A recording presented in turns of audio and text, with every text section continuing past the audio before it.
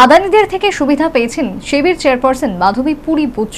চাঞ্চল্যকর তথ্য প্রকাশ হিন্ডেনবার্গের। চরিত্র হননের চেষ্টা, অভিযোগের পাল্টা বিবৃতি সেবি চেয়ারপারসনের।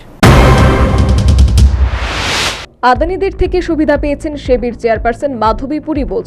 আদানিদের শেল কোম্পানিতে অংশীদারিত্ব ছিল সেবি চেয়ারপারসনের স্বামীরও। আদানি কাণ্ডে আরও বিস্ফোরক তথ্য প্রকাশে এনে ভারতীয় রাজনীতিতে নয়া আলোড়ন ফেলে দিয়েছে মার্কিন শর্ট সেলার সংস্থা হিডেনবার্গ রিসার্চ।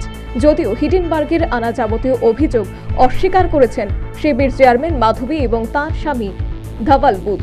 গত বছর জানুয়ারিতে মার্কিন শর্ট সেলার সংস্থা দাবি করে নিজেদের ফায়দার জন্য নানাভাবে ভারতের বাজার প্রভাবিত করছে আদানি গ্রুপ। মোদি জামানায় আদানি গোষ্ঠীর উত্থানে বড়সড় দুর্নীতির ইঙ্গিত দেয় হিডেনবার্গ রিসার্চ। ওই রিপোর্ট প্রকাশ্যে আসতেই হু হু করে পড়তে থাকে আদানিদের শেয়ারের দাম। হিডেনবার্গের রিপোর্টেই বলা হয়েছিল এর জেরে আদানি গোষ্ঠীর 85% পর্যন্ত ক্ষতি হতে পারে। শেষ পর্যন্ত সেই পূর্বাভাস মিলেও যায়। পরে এই নিয়ে তদন্তের দাবি উঠে। তদন্তে নেমে সেবি কার্যত ক্লিন চিট দিয়ে দেয় আদানি গোষ্ঠীকে। উল্টে কাঠগড়ায় তোলা হয় হিডেনবার্গ রিসার্চকেই। শনিবার হিডেনবার্গ আরও একটি বিস্ফোরক রিপোর্টে দাবি করেছে সেবি আদানিদের ক্লিন চিট দিয়ে দিয়েছে, কারণ সেবি চেয়ারপারসন আদানিদের থেকে সুবিধা প্রাপ্ত।